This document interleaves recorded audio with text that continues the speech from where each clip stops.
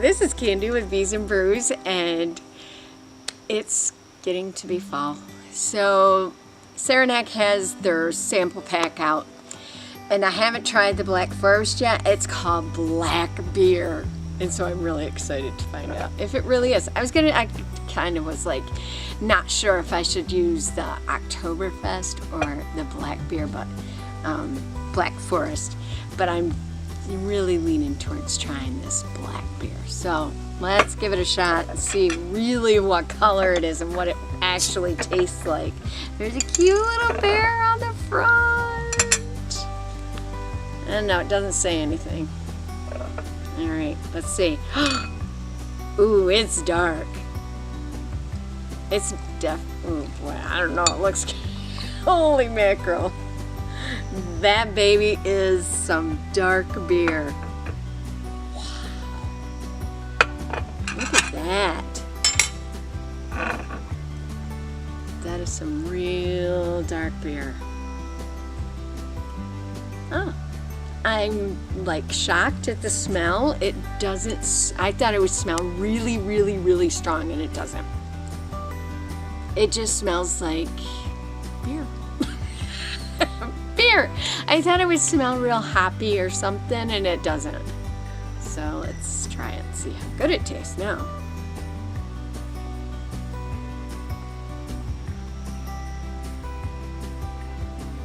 It is very smooth. It's not real hoppy at all.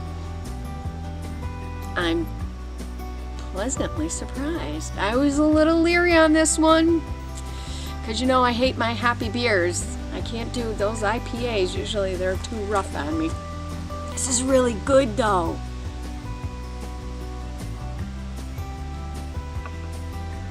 It's very smooth. Wow, I could probably pound a bunch of these beers because I can't get over how good it tastes. It's not bitter at all. It's so smooth. I'm like totally shocked at how smooth it's gonna be. It's been sitting in my fridge, and I was really nervous about trying it because when it said black beer, I'm thinking, oh, this is gonna be just way too strong, but boy, this is really smooth, really good. I highly recommend it. Absolutely. You should try it.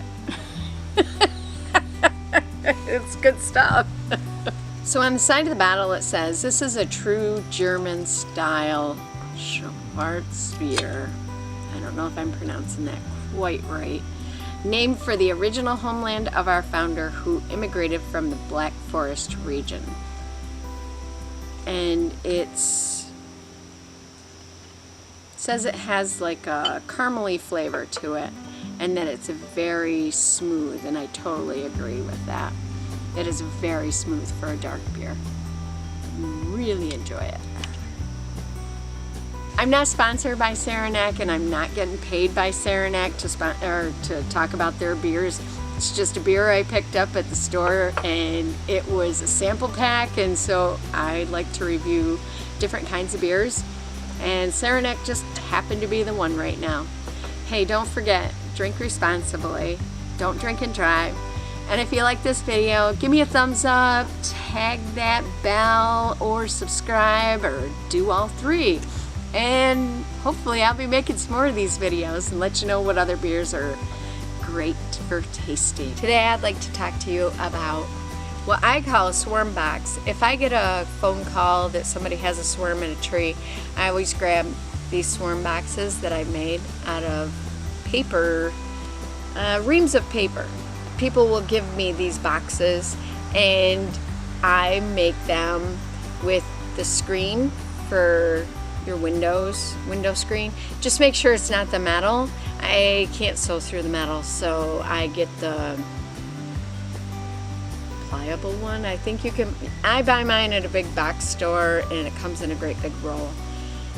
I take this box and the lid and I cut a hole in the lid and I make this funnel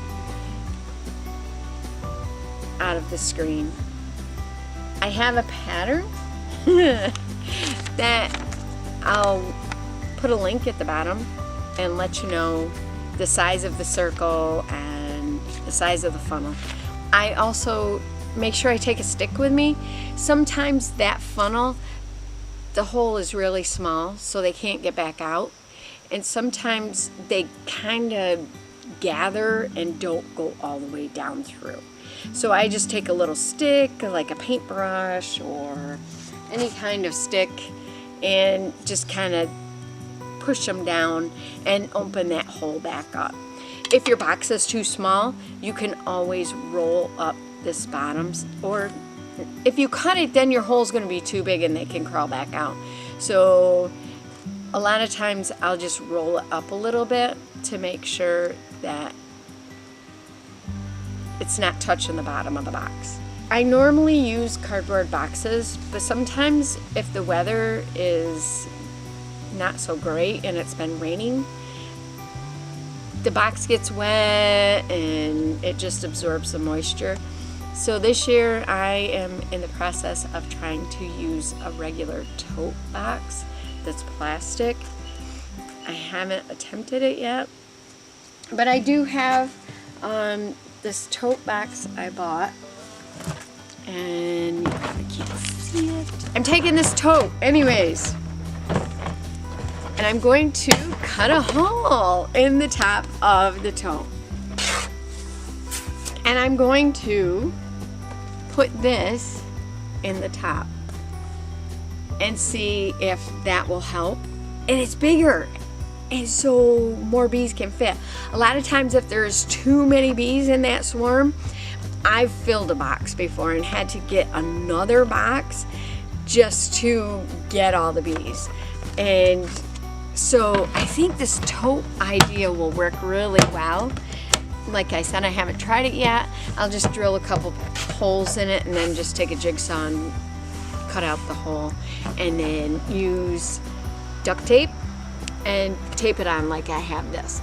I used to duct tape it on the bottom side, but I noticed that the weight of the bees kind of dragged it down into the box, and my fear was it was going to come away from the box. This year I put it on the top and put the duct tape on the outside, so hopefully it will hold a lot better. I just sewed around the outside with my sewing machine, put it on a zigzag stitch. If you know somebody that sews, they could probably have it sewn up for you in like 5-10 minutes.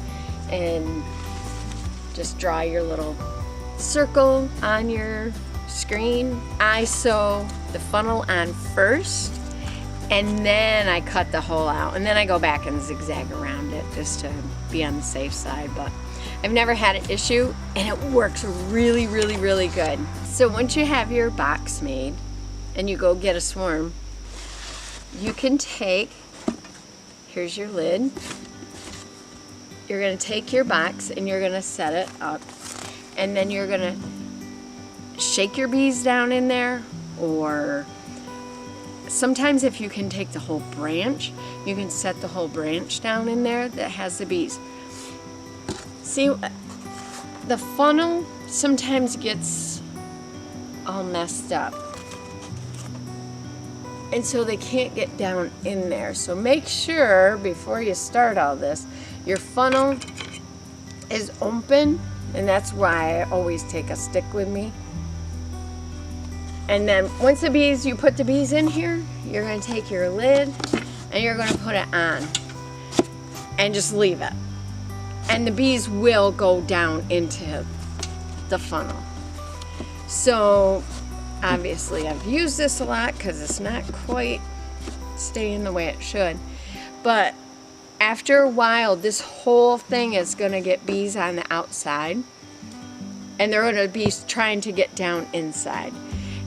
If it gets to the point where you can't see them marching in anymore, just take a stick or anything that you can slowly reach down in there and just kind of open that hole back up.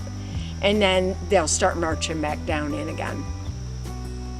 And then once most of them, 95% of them are going to go down inside, you're going to want to take your newspaper, or I've taken a cloth before, and just wad it up and stuff it down in that hole like that. What that's going to do is just keep the bees down inside the box. Then you can throw it in your car or your truck and take it home and install it in your own hive. The other thing, when you get a home, these bees are going to be on top of this lid. So when you pick it up, this lid is going to be very, very heavy because the bees will all go up. So you're going to have to be very careful when you pick it up.